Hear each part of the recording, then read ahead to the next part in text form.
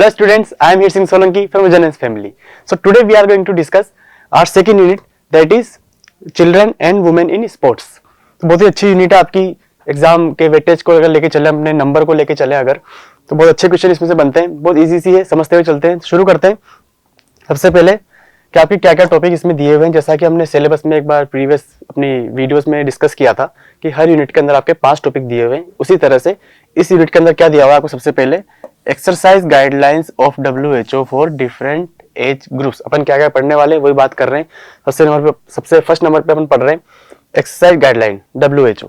ठीक है, WHO जो आपका है वर्ल्ड हेल्थ ऑर्गेनाइजेशन ने क्या क्या आपको गाइडलाइन जारी करी है बच्चों के लिए, डिफरेंट एज ग्रुप के लिए, कि उनको किस तरह की एक्सरसाइज करवानी चाहिए। ठीक है, उसके बारे में बताया गया है। सेकंड नंबर पे आपका आता है कॉमन पोस्चरल डिफॉर्मिटीज। बिल्कुल बच्चों के ऊपर है कि क्या क्या डिफॉर्मिटीज होती हैं इनके अंदर, जैसे सब पढ़ेंगे अपन, नोकनी, फ्लैट फुट। ठीक है, ये सब अपन पढ़ने वाले हैं आगे जाके। 5वें नंबर पे है आपका वुमेन्स पार्टिसिपेशन इन स्पोर्ट्स।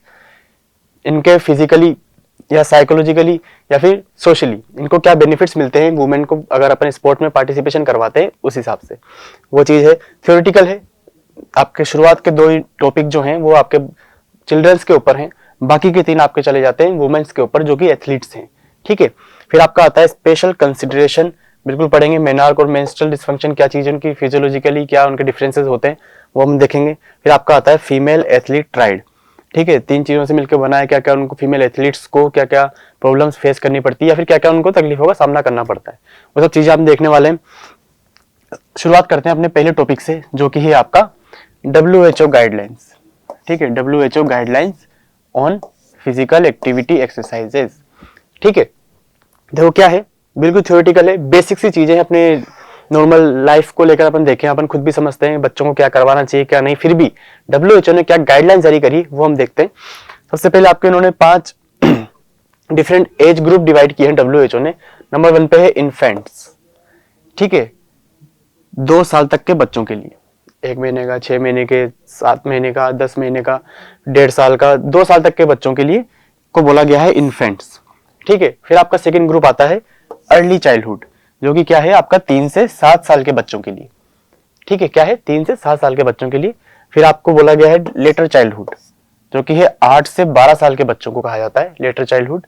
फिर आपका आता है एडोलसेंस, जो कि इसको कहते हैं टीनेज, 13, 14, 15 से लेके 19 तक, जिसके पीछे टीन आता है उसको क्या बोलते हैं, टीनेज, जिसको बोला गया है एडोलसेंस। ठीक है, फिर आपका आता है एडल्टहुड अबव 19 ईयर्स, 19 साल से बड़े जो बच्चे हैं या फिर जो 19 साल से बड़े एथलीट, कुछ भी कह लो, बच्चे कह लो, तो वो कहलाते हैं आपके एडल्टहुड। तो ये 5 ग्रुप डिवाइड किए हैं WHO ने। ठीक है, इनके बाद इनको क्या क्या एक्सरसाइज करने की कहा गया है, क्या गाइडलाइन जारी करी है, वो हम देखते हुए चलते हैं। क्या है नेक्स्ट, सबसे पहले आता है इन्फेंट्स, जो इन्फेंसी अपन ने पढ़ा था, 0 से 2 साल के बच्चे हो गए। ठीक है, उनको आप क्या क्या करवाएंगे, क्या क्या करवानी चाहिए। सबसे पहले जो बोला गया है, encourage for activities like throwing, pushing and pulling, catching, kicking. तो क्या बोला है, देखो आप खुद एज्यूम करके चलें, इमेजिन करके चलें कि आपके घर में कुछ भतीजा, भांजी, कुछ भी बच्चे हैं घर में होंगे। ठीक है, या फिर कैसे आपने बच्चे देखे होंगे, 2 साल तक के बच्चे हैं, उनको अगर आप कुछ बॉल फेंकने के कहेंगे कि इसको थ्रो करो बेटा, या कुछ किक करने को कहेंगे या कुछ खींचने को कहेंगे, तो वो आपको इनकरेज करना चाहिए बच्चों को कि आप इस टाइप की एक्टिविटी करें, बच्चों से करवाएं। ठीक है, WHO ने खुद ने कहा है, ये क्यों कहा है, देखो इम्प्रूव बैलेंस, इनका बैलेंस बनता है इससे नहीं। ठीक है, फिर भी उनका बैलेंस बनाने के लिए एक्सरसाइज करवानी चाहिए, जैसे मूवमेंट्स हो गया एंड कोऑर्डिनेशन को इंप्रूव करता है। Not allowing any screen time, ज्यादा स्क्रीन टाइम अलाउ नहीं करना है। ये तो देखो आजकल किसी को ज्यादा नहीं करना चाहिए, लेकिन फिर भी बच्चों को ज्यादा इफेक्ट करता है, जो कि 0 से 2 साल के बच्चे होते हैं। लेकिन आजकल तो बच्चे खाना भी हम देखेंगे यूट्यूब पे या मोबाइल में पोएम वगैरह देख के खा रहे हैं, तो गलत चीज है, नहीं करवाना चाहिए। बच्चे तो नहीं समझते, लेकिन अपन को थोड़ा ध्यान रखना चाहिए। WHO खुद कह रहा है, वर्ल्ड हेल्थ ऑर्गेनाइजेशन खुद कह रही है कि आपको ज्यादा स्क्रीन टाइम नहीं करवाना है बच्चों को। ठीक है, फिर आता है limiting the line they spend sitting और लाइंग डाउन, मतलब ज्यादातर बिठा के नहीं रखना है, ज्यादातर आपको लेटे हुए नहीं रखना है बच्चों को। एक्टिविटी कराते रहे, उनकी बैलेंस बनाने के लिए, मूवमेंट बनाने के लिए, कोऑर्डिनेशन बनाने के लिए इस टाइप की एक्टिविटी करवाएं। ठीक है, इतनी चीजें बिल्कुल थ्योरेटिकल है, बेसिक चीजें हैं, लेकिन फिर भी आपको ध्यान होनी चाहिए कि WHO ने क्या क्या कहा है। ठीक है, कितनी हो गई अपनी 1 2 3 4 5 चीजें किसके लिए हो गई? इन्फेंट्स बच्चों के लिए, क्या 0 से 2 साल के बच्चे जो हो गए। फिर आपका आता है अर्ली चाइल्डहुड आता है आपका 3 से 7 साल के बच्चे। ठीक है, क्या बोला है इसको? इनके लिए engage them in creative activities, games and puzzle games. बिल्कुल सही बात है, पजल्स गेम्स आप खिलाओ बच्चों को। ठीक है, कि उनकी क्रिएटिविटी बढ़े। 3 से 7 साल के बच्चे जो होते हैं उनका जो मेंटल उनकी जो डेवलपमेंट होती है वो एक इंटरेस्टिंग तरीके से होती है कि आप पजल्स वगैरह खिलाएं, उनको इंटरेस्टिंग गेम खिलाएं ताकि उनका माइंड उनका मेंटल डेवलपमेंट अच्छा से हो सके। ठीक है, फिर आपका आता है encourage them to take part in physical activities. बिल्कुल सही बात है, आप पार्क में बच्चों को लेके जाएं। ठीक है, फुटबॉल, बास्केटबॉल, कैसे भी गेम हो गए, फिजिकल एक्टिविटी उनको जरूर करवाएं बच्चों के साथ में। ये उनका मान के चलें कि फिजिकल ही नहीं, mental, social, emotional, overall development करता है किसी बच्चे का। ठीक है, फिजिकल एजुकेशन में फिजिकल जो लाइन है वो इस टाइप की है कि ओवरऑल आपका डेवलपमेंट होता है, ना कि फिजिकली। एक मिथ सा बना हुआ है कि सिर्फ फिजिकल फिट होना है तो आप फिजिकली नहीं, आप गेम में अगर जा रहे हैं तो आपका मेंटली आपका डेवलपमेंट होगा। आप मान के चलें कि इमोशनली, ठीक है, आप स्ट्रॉन्ग होंगे, या फिर आप सोशली आप स्ट्रॉन्ग होंगे। टीम गेम होते हैं तो वो सब चीजें आपको इसमें देखने को मिलती हैं। ठीक है, हेल्पफुल होती है। सॉरी। फिर आपका आता है speed less time in on the screen. बिल्कुल सही बात है, ये भी वही चीज है, बेसिक चीज जो अपने इन्फेंट वाले बच्चों के लिए देखी थी कि ज्यादा स्क्रीन टाइम नहीं दिखाना है बच्चों को। ठीक है, ज्यादा टीवी पे नहीं देखने देना है। बाकी आप फिजिकल एक्टिविटी करवाएं, WHO खुद कह रहा है तो माननी चाहिए। बिल्कुल माँ बाप को ध्यान देना होगा कि क्या क्या चीजें करवानी है। ठीक है, फिर आपका आता है should be physically active for at least 3 hour each day. तो डेली के आप 3 घंटे उनको फिजिकली एक्टिव रखेंगे। ठीक है, कि आपको भाग दौड़ मतलब पार्क में छोड़ें, बच्चों के साथ खेलने के लिए जाने दें, वो चीजें आपको करवानी चाहिए 3 से 7 साल के बच्चों को। ठीक है, फिर आपका आता है लेटर चाइल्डहुड क्या चीज है? 8 से 12 साल के बच्चे। ठीक है, 8 से 12 साल के बच्चे हो गए, उनके लिए क्या चीज है कि introduction to the concept of sports training. 8 से 12 साल के बच्चों का आप स्पोर्ट्स ट्रेनिंग का कॉन्सेप्ट समझाएंगे कि आपको अगर स्पीड बढ़ानी है तो किस टाइप की ट्रेनिंग करनी चाहिए, अगर आपको एंड्योरेंस बढ़ाना है तो किस टाइप की ट्रेनिंग करनी है, या फिर आपको स्ट्रेंथ अगर आपकी बढ़ानी है तो आप वेट ट्रेनिंग करेंगे, या फिर इस टाइप की आप किस किस टाइप की ट्रेनिंग कर सकते हैं। ठीक है, तो वो हिसाब उसको बताया गया है कि बच्चों को समझाएं कि स्पीड बढ़ाने के लिए किस तरह की ट्रेनिंग होनी है। वो सब चीजें आपको बच्चों को बतानी चाहिए। अगर आपको स्पीड बढ़ानी है या एंड्योरेंस बढ़ाना है तो आप किस तरह से ट्रेनिंग करेंगे। ठीक है, फिर आता है teach basic rules of sports and the importance of fair play. बिल्कुल सही बात है, किसी भी गेम का आप बिल्कुल उनको रूल समझाएं। ठीक है, ऐसे हवा में नहीं खेलने देना कि फुटबॉल खेल रहे हैं तो हाथ से पकड़ के भाग रहे हैं, ऐसा नहीं होता है। ठीक है, बेसिक रूल समझाएं। और फेयर प्ले मतलब हो गया कि चीटिंग नहीं करनी है, सामने वाले को भी रिस्पेक्ट करना है, आपके टीममेट्स की भी हेल्प करनी है। मतलब एक फेयर प्ले की चीटिंग नहीं करनी होती है, तरीके से खेलना होता है। तो वो सब चीजें आप बेसिक जो उनके जो आप देखेंगे ना कि रूल्स वगैरह हो गए, या फिर आप एक स्टाइल बताएंगे कि नहीं बेटा इस तरह से नहीं करना होता है, तो वो सब चीजें आपको बतानी चाहिए लेटर चाइल्डहुड में 8 से 12 साल के बच्चों में। ठीक है, फिर आता है the concept of endurance exercise such as aerobic exercise. बिल्कुल, तो इसमें एक वर्ड आया है आपके एरोबिक एक्सरसाइज। ठीक है, तो एरोबिक एक्सरसाइज क्या होती है? जैसे ये एरोबिक एक्सरसाइज आपका वर्ड आया है, ये क्या चीज है? देखो कि एरोबिक एक्सरसाइज वो होता है जो आप ऑक्सीजन की प्रेजेंस में करते हैं। किस तरह से? आप लॉन्ग टर्म की, आप जैसे आप मैराथन दौड़ हो गई, 5 किलोमीटर की हो गई, साइकिलिंग हो गई, स्विमिंग हो गई, ये सब चीजें आपकी आती है एरोबिक एक्सरसाइज के अंदर। ठीक है, जैसे आप एनारोबिक कौन सी होती है? जो आप स्प्रिंट कर रहे हैं, 50 मीटर की स्प्रिंट लगाई आपने। ठीक है, आप क्विक जो आपकी जो एक्सरसाइज होगी, क्विक जो आपके रिएक्शन होंगे, उनमें आपका एनारोबिक होती है। इसके अंदर आप ऑक्सीजन की प्रेजेंस में नहीं कर रहे होते हैं। ठीक है, यहाँ बात करिए, उनको कॉन्सेप्ट समझाना है कि एंड्योरेंस क्या चीज है। जैसे इसमें बोला गया है, जैसे साइकिलिंग, स्विमिंग, ईटीसी, जो मैंने बताया आपको एरोबिक एक्सरसाइज के एग्जांपल्स हैं। ठीक है, वही चीज है, आपको एंड्योरेंस के बारे में बताना है बच्चों को कि आपकी एंड्योरेंस किस तरह से डेवलप किया जाता है, कि कॉन्सेप्ट क्या है इसका, क्या होता है एरोबिक एक्सरसाइज क्या होती है जो आप ऑक्सीजन की प्रेजेंस में कर रहे हैं। ठीक है, फिर आपका आता है एडल्सेंस, जिसको बोलते हैं टीनेज, 13 से 19 साल के बच्चे, 13 to 19 years. Tier games are preferred to develop togetherness and team coordination. Tier की जगह यहाँ पर टीम है, थोड़ा सा मिसप्रिंट है, टीम गेम्स। ठीक है, 13 से 19 साल के बच्चों को आप टीम गेम के अंदर आप इन्वॉल्व करें अगर।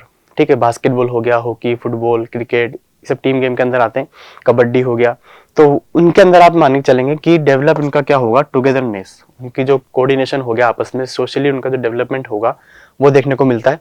ठीक है, इस एज के बच्चों को जरूर ये करवाना चाहिए, टीम गेम्स खिलवानी चाहिए। ठीक है, ऐसा WHO कह रहा है तो बिल्कुल माननी पड़ेगी, अच्छी चीज है, वो कह रहा है तो गलत नहीं कह रहा होगा। ठीक है, फिर आता है encourage for stamina building activities. Stamina building activities करवानी चाहिए आपको बच्चों को, क्या क्या हो सकती हैं स्टेमिना बिल्डिंग एक्टिविटीज। ठीक है, जिसको आप बोलते हैं अगर अपन, जैसे स्टेमिना को एंड्योरेंस कहा जा सकता है। ठीक है, स्टेमिना आजकल कोई वर्ड यूज नहीं करता है, कि आप ट्रेनिंग होती है डिफरेंट डिफरेंट टाइप की, जैसे आप हो गया फार्टलेट ट्रेनिंग होगी आपकी, आपको नहीं पता है, आपकी यूनिट 10 के अंदर है ट्रेनिंग इन स्पोर्ट्स, एंड्योरेंस बढ़ाने के लिए क्या ट्रेनिंग हो सकती है, स्ट्रेंथ बढ़ाने के लिए क्या होती है, या फिर स्पीड बढ़ाने के लिए क्या क्या ट्रेनिंग हो सकती है, वो सब चीजें हैं अपन यूनिट 10 में आगे पढ़ेंगे। ट्रेनिंग क्या है, बस आपको ये याद रखना है कि क्या क्या WHO ने बोला है करने को 13 से 19 साल के बच्चों के लिए। ठीक है, फिर आपका आता है muscle strengthening activities should be performance at least 3 times a week. Strength type के आप देखें, स्ट्रेंथ मतलब वेट ट्रेनिंग होती है आपकी, जिसमें आपकी स्ट्रेंथ बढ़ाई जाती है आपकी मसल्स के अंदर, तो वो आपको एटलीस्ट हफ्ते में 3 टाइम करवानी चाहिए बच्चों को। किनको? इनको 13 से 19 साल के बच्चों को।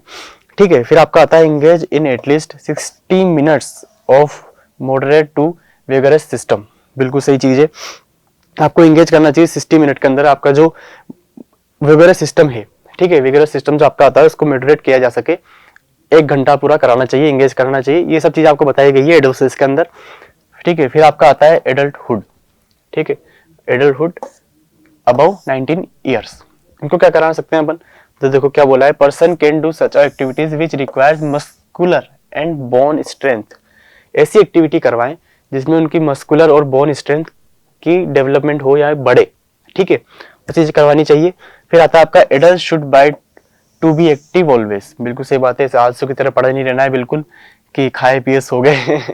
ठीक है, तो ये ध्यान रखना है 19 साल से ज्यादा वाले बच्चों को, इनको कहा गया है कि बिल्कुल एक्टिव रहे, हमेशा आलस को त्यागे। बिल्कुल सही चीज है। ठीक है, फिर आता है आपका weight training develops good strength among adults. बिल्कुल सही बात है, वेट ट्रेनिंग आप मान के चलें वही तो जिम के अंदर करते हैं, डंबल्स वगैरह हो गए, वो टाइप की वेट ट्रेनिंग होती है, तो आपकी स्ट्रेंथ बढ़ाने के लिए उनको करवानी चाहिए। ठीक है, at this stage more of adventurous sports and competitive sport give more thrills. सही बात है, एडवेंचर आप कैंप्स करवा सकते हैं उनको, आप स्काई डाइविंग हो गया, स्काई डाइविंग तो नहीं कराएंगे, बंजी जंपिंग हो गया, या आप मान के चलें कि जैसे ट्रेकिंग हो गया। ठीक है, इस टाइप की चीजें अगर करवाएंगे तो रिवर राफ्टिंग हो गया, तो वो सब आपको थ्रिल्स देते हैं, एडवेंचर देते हैं, जो कि किड्स के लिए इंपॉर्टेंट है, एडल्टहुड के लिए बहुत अच्छी चीज होती है। ठीक है, WHO कह रहा है तो जरूर जाइए आप, थोड़ा 19 के बाद। ठीक है, 19 के बाद जाइए जरूर। तो ये सब चीजें WHO ने कहा, ये इतना सा टॉपिक था, थ्योरेटिकल बेसिक्स है, कोई दिक्कत नहीं है इसमें। ठीक है, क्वेश्चन जरूर बन सकते हैं कि क्या बोला है, कितने ग्रुप्स बनाए हैं। ठीक है, वो सब चीजें 2 नंबर का 3 नंबर का क्वेश्चन आ सकता है, बिल्कुल ध्यान में रखते हुए चलना है। फिर आपका आता है सेकंड जो टॉपिक है, कॉमन पोस्चरल डिफॉर्मिटीज। बिल्कुल बहुत अच्छा टॉपिक है, मैं मानता हूँ इसमें से 5 नंबर का क्वेश्चन जरूर बन सकता है, या फिर 4 नंबर का बन सकता है, या 1 नंबर के तो 2-2-3 क्वेश्चन देखने को मिलते ही है। कैसे बनता है, इसमें से अगर 5 नंबर का क्वेश्चन बना तो किस तरह से बनेगा, 3 या 2 नंबर का बना तो किस तरह से बनेगा, 4 नंबर का बना तो किस तरह से बनेगा, पूरा अपन डिस्कस करते हुए चलेंगे। मेन जो टॉपिक है इसका पूरी यूनिट का मान के चलें यही है। ठीक है, क्या है देखो, कॉमन पोस्चरल डिफॉर्मिटीज क्या है, सबसे पहले इसमें देखते हैं पोस्चर डिफॉर्मिटीज क्या है। ठीक है, पोस्चर डिफॉर्मिटीज क्या चीज है, देखो जैसे अभी मैं खड़ा हूँ, ठीक है, तो ये मेरा पोस्चर है, नॉर्मल इंसान का पोस्चर होता है सिंपल ऐसे खड़ा, लेकिन उसमें कोई डिफॉर्मिटीज है, कुछ अगर अतरंगी है, ठीक है, अब नॉर्मल है, तो वो होता है डिफॉर्मिटीज। तो अपने बेसिकली अपने पूरे बॉडी के अंदर 4 जगहों पर ये पाई जाती है। पहला क्या होगा आपका स्पाइनल कर्वेचर, ठीक है, दूसरा आपका शोल्डर, लेग्स और फुट के अंदर, ठीक है, जो बच्चों में देखी जाती है आमतौर पे। 80 नंबर पे आता है आपका स्पाइनल कर्वेचर। इसको 3 पार्ट में बांटा गया है। अगर आप सबसे पहले अपन बात करें, अगर ये 5 नंबर में क्वेश्चन आया कि कॉमन पोस्चरल डिफॉर्मिटीज को डिफाइन करें, ठीक है, 5 नंबर में आ गया, तो आपको पूरा इस तरह से ही चार्ट बनाना है।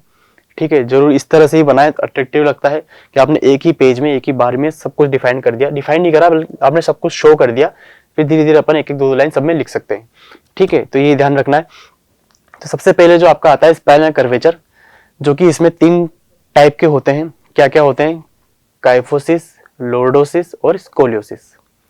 ठीक है। क्या है स्पाइनल कर्वेचर, क्या है? अगर आपका 3 नंबर का क्वेश्चन आया तो स्पाइनल कर्वेचर में भी आ सकता है, या फिर आपको 5 नंबर में भी दे सकता है कि स्पाइनल कर्वेचर की डिफॉर्मिटीज के बारे में बताएं। ठीक है, तो क्या है सबसे पहले स्पाइनल कर्वेचर, आपका स्पाइन में जो आपका बॉडी वेट को मैनेज करके चलता है या मेंटेन करके चलता है, बैलेंस बना के रखता है, वो अगर अबनॉर्मल हो जाए, स्पाइन नॉर्मली देखते हैं अपन कि इस टाइप की बनी हुई होती है, लेकिन उसमें ज्यादा एक डिफॉर्मिटी हो जाए, टेढ़ी मेढ़ी हो जाए, कुछ भी अगर अंदर धस जाए, होता है ना कुबड़ापन टाइप की होगी, वो सब चीजें अगर हो जाती है तो वो कहलाती है आपकी स्पाइनल कर्वेचर। फर्स्ट नंबर पे आपका आता है काइफोसिस, लॉर्डोसिस, कोलिसिस, बात करेंगे जस्ट इसके बाद में। फिर आपका सेकंड नंबर पे शोल्डर, इसमें सिर्फ एक ही डिफॉर्मिटीज है, वो है राउंड शोल्डर। ठीक है, फिर आपका आता है लेग्स, लेग्स में आपके दो देखने को मिलती है, नोकनी और बोलेग, नोकनी और बोलेग। ठीक है, फिर आपका आता है फुट, बेसिकली दो टाइप की होती है, हेलो फुट और आपका हो गया फ्लैट फुट, लेकिन आपके सिलेबस में सिर्फ फ्लैट फुट दिया हुआ है तो अपन सिर्फ वही देखेंगे, फ्लैट फुट, होलो फुट को नहीं देखेंगे।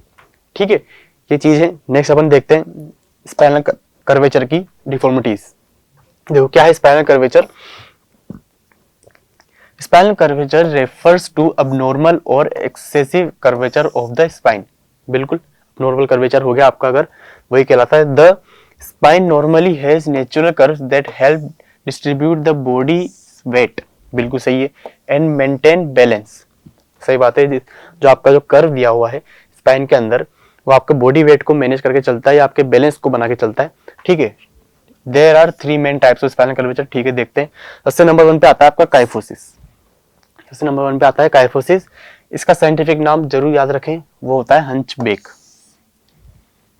क्या होता है हंचबैक? आपको किसी किताब में देखने को नहीं मिलता ज्यादातर, लेकिन अगर बता रहे हैं तो बहुत काम की चीज है, 1 नंबर में पूछा जा सकता है, या फिर अगर आप खुद मेंशन करते हैं तो बेनिफिशियल होगा। ठीक है, क्या होता है काइफोसिस, क्या होता है? सबसे पहले हमें इसके डायग्राम से देखते हुए चलते हैं कि डायग्राम में क्या है, क्या दिया हुआ है काइफोसिस, फिर बात करेंगे ये काइफोसिस क्या चीज है। देखो ये आपकी स्पाइन है, ये क्या है आपकी स्पाइन। ठीक है, 3 पार्ट में डिवाइड होती है, सर्वाइकल वर्टिब्रा जो कि 7 आपके दिए हुए। ठीक है, फिर आपका सेंटर का पार्ट आता है थोरेसिक वर्टिब्रा, फिर आपका आता है 5 नंबर पे, 3rd नंबर पे 5 लंबर वर्टिब्रा। ठीक है, क्या है ये, इनको बाद में देखते हैं, पहले सिर्फ एक शब्द में समझे, कुबड़ापन। कुबड़ापन क्या होता है, जबकि ये आपको इसमें दिखाया गया, इस तरह से निकल जाती है बच्चों की पूरी पीठ, कुबड़े की तरह हो जाता है, इसको बोलते हैं काइफोसिस। क्या चीज है, देखो आपका जो थोरेसिक जो पार्ट है, आपका जो थोरेसिक पार्ट है उसमें सी शेप बन जाता है ज्यादा, यानी उसका जो एंगल है वो ज्यादा डिक्रीज होगा। ठीक है, जैसे ये एंगल है आपका, ये एंगल ज्यादा डिक्रीज हो रहा है, तो ये आपका कहलाएगा काइफोसिस। ठीक है, इन सारी डिफॉर्मिटीज के अंदर आपको कुछ बातें याद रखनी है कि ये क्या होती हैं, इसका साइंटिफिक नाम लिख दिया। ठीक है, फिर आप लिखेंगे कि ये क्यों होती है, कॉजेस लिखेंगे। ठीक है, फिर आप लिखेंगे प्रिकॉशंस, फिर आप लिखेंगे रेमेडीज। ठीक है, ये 4 बातें याद रखनी है, इन 4 पॉइंट पे ही हर आपकी डिफॉर्मिटी चलेगी। ठीक है, देखो क्या है, सबसे पहले kyphosis, this is an outward curvature of the spine. ठीक है, usually seen in the thoracic, जो मैंने बताया था, थोरेसिक जो पार्ट है आपका अपर बैक होता है। ठीक है, अपर बैक रीजन। ठीक है, kyphosis is also a normal part of the spine structure, but excessive curvature can result in condition known as hyperkyphosis or kyphotic posture। ठीक है, सही बात है। अब अपन को क्या बात अपन ध्यान में रखनी है, जो मैंने 4 बताई थी आपको, इतना सा डिफाइन करना है। ठीक है, उसके बाद आपको लिखने कॉजेस, जो कि ये कॉजेस क्या क्या हो सकते हैं, आप मान के चलें कॉजेस हो गए या फिर आपके रेमेडीज हो गई। कुछ आप कॉजेस और प्रिकॉशन आप सेम रख सकते हैं, किस तरह से, देखो कॉजेस में आप 2-3 बातें याद रखें। सबसे पहले ये मॉल न्यूट्रिशन, यानी आपका इम्प्रॉपर डाइट आपकी अगर है, न्यूट्रिशन आपका सही नहीं है, तो उस वजह से आपको हो सकता है। ठीक है, फिर आप लिखेंगे अगर फिर आप लिखते हैं ये इनसफिशिएंट एक्सरसाइज या फिर इंटेंसिव एक्सरसाइज आप लिख सकते हैं। गलत आप एक्सरसाइज कर रहे हैं या फिर आप इम्प्रॉपर एक्सरसाइज कर रहे हैं या फिर ज्यादा कर रहे हैं वर्कआउट, तो आपका हो सकता है। ठीक है, ये आप लिख सकते हैं carrying heavy loads on shoulders, ये लिख सकते हैं। ठीक है, दूसरा आपका हो गया रिकेट्स। रिकेट्स क्या होता है, एक बीमारी का नाम है जो कि इसके अंदर विटामिन डी की डिफिशियंसी से होता है, जिसमें अंदर क्या होता है, आपकी हड्डियां जो टेढ़ी मेढ़ी हो जाती है, कमजोर हो जाती है, वो होता है रिकेट्स। ठीक है, ये लिख सकते हैं। वीक मसल्स लिख सकते हैं। ठीक है, आप लिख सकते हैं कि habit of doing work by learning forwards. ठीक है, लीनिंग फॉरवर्ड लिख सकते हैं, या फिर कहते हैं शाइनेस अमंग गर्ल्स। ये टॉपिक इसमें लाइन दे रखी है, शाइनिंग अमंग गर्ल्स, लड़कियों के बीच में शाय महसूस करता है तो लड़का यूं हो जाता है। ठीक है, जो कि मेन कारण नहीं है इसका, लिख दिया इसमें, ठीक है, लेकिन अपन ध्यान रखेंगे मॉल न्यूट्रिशन हो गया, ठीक है, आपका रिकेट्स हो गया, इंटेंसिव एक्सरसाइज जरूर लिखेंगे, ठीक है। फिर हो गया आपका क्या हो गया, अनअवेलेबिलिटी ऑफ प्योर एयर, बिल्कुल जैसे आप मान के चलें हवा का दबाव पड़ता है या फिर एक कम हवा मिल रही है, जैसे ऑक्सीजन की कमी हो रही है, जैसे अब पहाड़ी वाले इलाकों में चले जाएं, वहाँ के यूजुअली लोगों को तो नहीं होता, लेकिन यहाँ से अगर कुछ जाएगा तो उसको दिक्कत होगी, ठीक है, दबाव कम पड़ेगा इस तरह से। तो ये तो चलो कोई मेन रीजन नहीं है इसका, लेकिन अब माल न्यूट्रिशन याद रखना है, हैवी लोड वाला याद रखना है, इंटेंसिव वर्कआउट याद रखना है बिल्कुल, ठीक है, वीक मसल्स याद रखना है। 3-4 पॉइंट लिखेंगे, इतना बड़ा लिखने की जरूरत नहीं है, 1 पॉइंट 2 पॉइंट 3 पॉइंट 4 इतना लिखेंगे, अलग अलग अलग इसमें काम हो जाना है आपका, ठीक है। ये कोर्सेज याद रखने, फिर अपन चलेंगे इसमें, फिर अपन चलते हैं प्रिकॉशंस पे, प्रिकॉशंस पे चलते हैं, ठीक है। If specific precautions are not followed, चलो ये छोड़ो, मेन चीज याद रखनी है आपको, क्या है प्रिकॉशंस में, standing and walking to children so that their posture remain balance.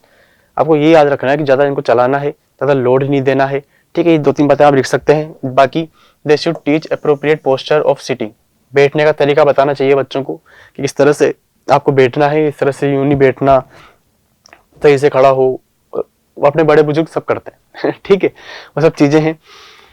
फिर आपका आता है रेमेडीज। रेमेडीज में आप याद रखें इतनी सारी जो दे रखी है इसके अंदर, इसके अलावा अगर आप सिर्फ 3-4 आसनों के भी नाम लिखें अगर, तो बहुत बेनिफिशियल होंगे। 3-4 आसन कौन कौन से हो सकते हैं, ये सबसे नंबर 1 पे आता है आपका चक्रासन। आपको किसी भी ये स्पाइनल कर्वेचर की जो आपकी तीनों डिफॉर्मिटीज हैं, इसके अंदर आपको रेमेडीज अगर लिखनी है, इलाज इसका जो लिखना है अगर आपको, तो आप आसन जरूर मेंशन करेंगे। कैसे, पहला नंबर हो गया आपका चक्रासन। चक्रासन क्या होता है, इस तरह से अगर आपका ये बाहर निकला, अगर आप चक्रासन करेंगे तो ये अंदर की तरफ जाएगा, ठीक है, बिल्कुल हेल्पफुल होता है। फिर आपका आता है भुजंगासन। भुजंगासन किस तरह से होता है, ये आपको दिया हुआ है। आपका अगर ये बाहर है, इसको अगर अपन यूं करेंगे तो बिल्कुल अंदर की तरफ जाएगा, साफ साफ नजर आ रहा है। ये आपका धनुरासन, धनुरासन की तरह बना हुआ है, ठीक है, धनुरासन की तरह बनी हुई है, ठीक है। इस तरह से आपको ये मेंशन करने हैं, तीनों आसन याद रखने हैं। इसके अलावा अगर आप फिर भी अगर और लिखना चाहें तो बिल्कुल और है इसके अंदर। क्या आ गया आपका, always keep a pillow under your back while sleeping. सोते वक्त अपनी बैक के नीचे आप पिल्लो रख के सोएं, बिल्कुल आपके लिए बेनिफिशियल होगा, ठीक है। Bend your head backward in standing position. आपके हेड को आप खड़े रहते हो इस तरह से रखेंगे तो आपको ये अंदर जाएगा थोड़े से पार्ट, ठीक है, वो सब चीजें हैं। परफॉर्म धनुरासन एंड योगिक आसन रेगुलरली, ठीक है, सब चीजें बोला गया है। Sit in a chair such that your hips should touch the back, ये सब चीजें हैं, आप पढ़ेंगे समझ में आ जाएगा। लेकिन जो मैंने बताया 3-4 आसन आप बिल्कुल मेंशन करेंगे। पहला आसन हो गया आपका चक्रासन, ठीक है, चक्रासन हो गया। दूसरे पे हो गया आपका भुजंगासन,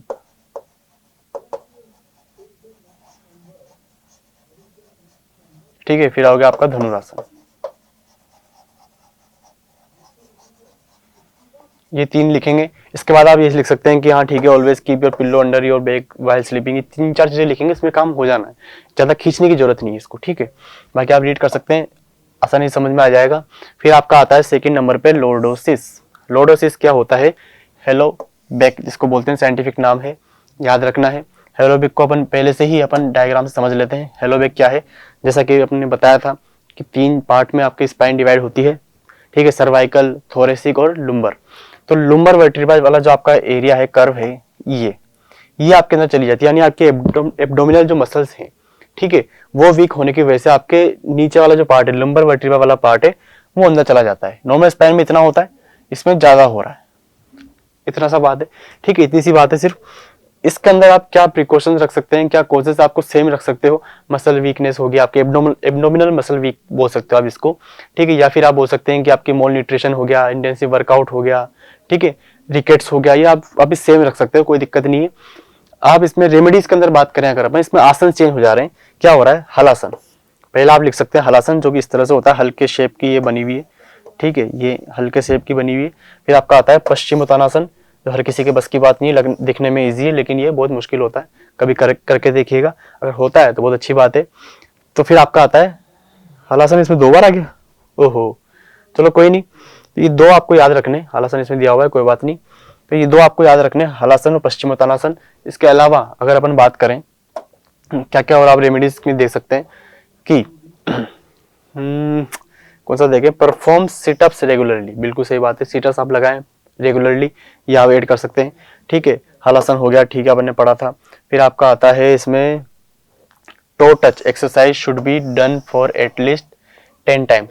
टो टच, बिल्कुल आप टो टच करें। ठीक है, जो आपका जो पार्ट अंदर हुआ है वो इस तरह से बाहर आएगा बार बार। ठीक है, तो वो बिल्कुल हेल्पफुल होता है।